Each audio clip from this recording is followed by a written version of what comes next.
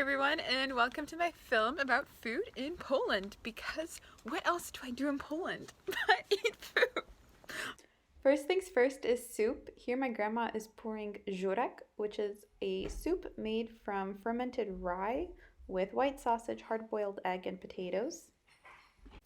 This is a soup made from yellow and green beans along with carrots and other veggies.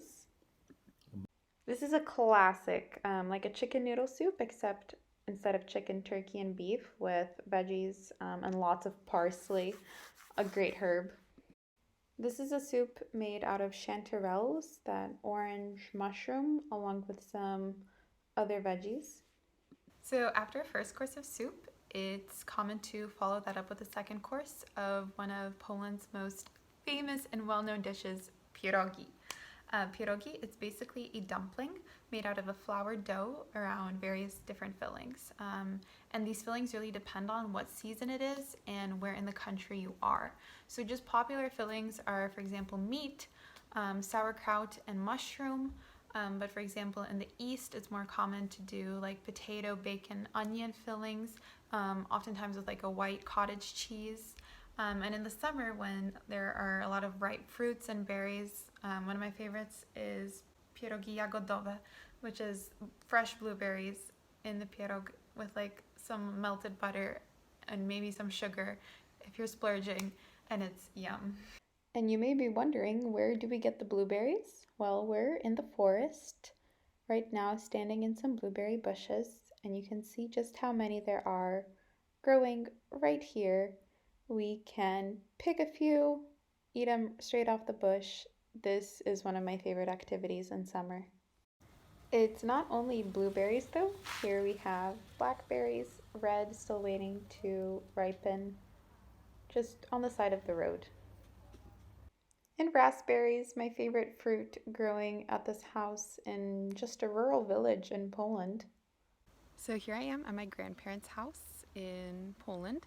They have a few apple trees in their backyard, and it's late August. They're red and ripe, also all natural, no fertilizers or pesticides.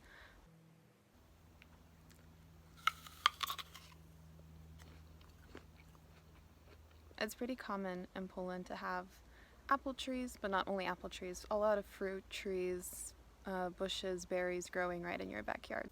Here we have some apples, so many apples growing on this tree. And even more apples, because everywhere you look, it's time for apples now. And not only apples, here we have plums growing on the other side of someone's fence. These are poziomki. They're kind of like a more wild, less domesticated version of the strawberries that grows on a strawberry-like looking plant. And they're small, but they're more sweet, and I love to eat them. Oh, here, my grandpa's making apple chips. They're delicious. They're from their apple trees. Here we have the apple chips. Dry naturally, no need for an oven, just the power of the sun. And here we have my grandma's garden. Carrots, mint, herbs, thyme, parsley, dill for pickles, of course. So here we have Polish pickles. The first thing you should know is that Poland has many different types of pickles. So these are małosolne, which literally translates into less salt. They only actually pickle for a few days, which is really nice because the inside is not like fully pickled yet. It's like still has that crispness of the fresh cucumber. These are my favorite type, and it's a super simple recipe. All you do is put a little bit of garlic, some wild dill, pour water over it, and then you add a little bit of pickle water from a previous batch. Let it sit for a few days. When it's hot in summer, 2 days, 3 days max, and then you have pickles. And speaking of pickled things, here we have pickled cabbage or sauerkraut. Here I am with my grandparents' grapevines. You can see here a few of them ripening up. They use them to make their own wine. So I was here last October and we were making our own wine, and it's actually a ton of work because first you have to sort through all the grapes, pick out the bugs, take out the seeds, then it's a lot of mechanical work to grind everything down, and then it takes months to ferment. But the end product is the best wine I have ever tasted. It is superior to anything you can buy in the store and is 100% worth the effort. Just to add, my grandpa also makes his own raspberry vodka and it's amazing.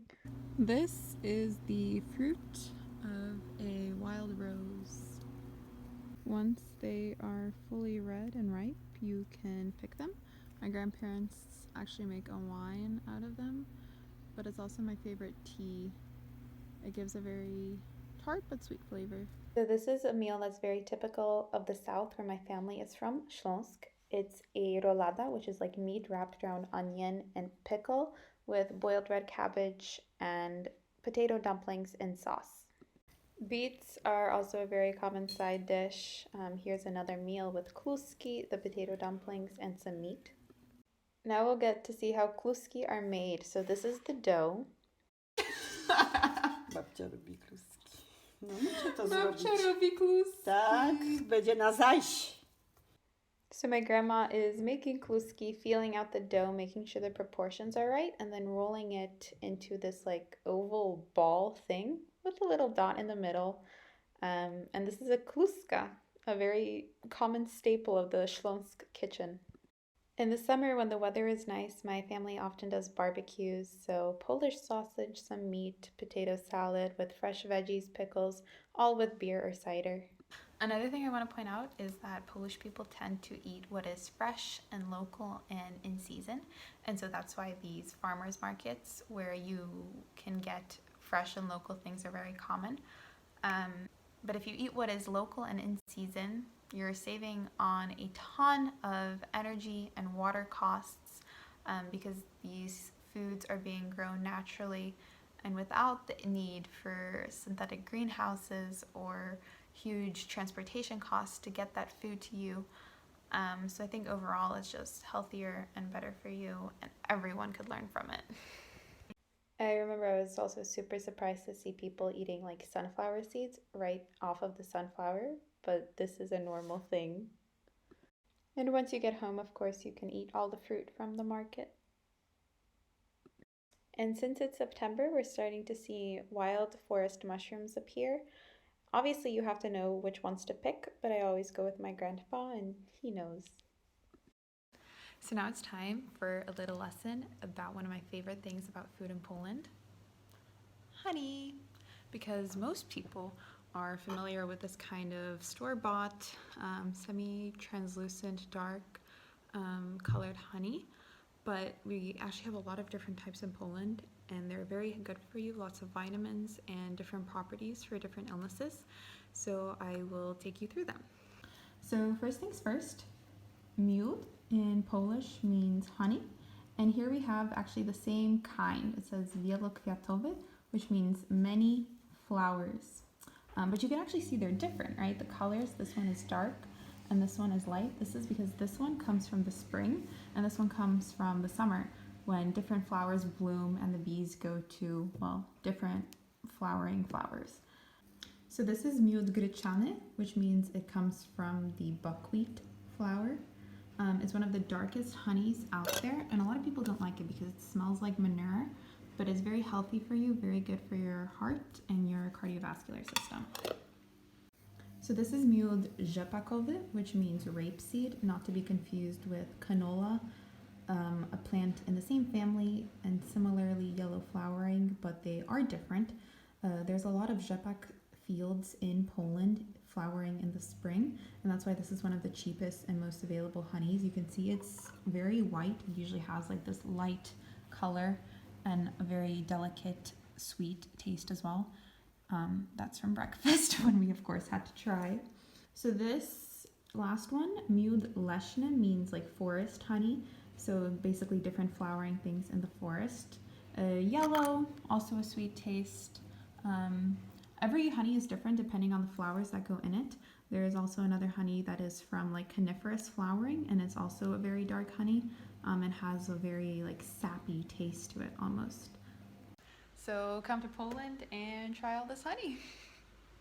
And now on to post-meal desserts. These are Polish donuts called pączki with lots of different flavors and fillings. This is one of my favorites. Fruit on top of a sweet cream on top of a shortbread dough, and it's a trifecta of perfection. Lots of cakes and pies. This is a slice of like a poppy seed cake. Poppy seeds are very, very common in the Polish kitchen, especially around the holidays. So you've made it this far. Thanks for watching another one of my videos. But before we go, there's one thing you have to know, and it's the Polish word smacznego, which means, unfortunately in English there isn't one word for it, but it's like enjoy your meal, bon appetit. So next time you're at a meal, smacznego.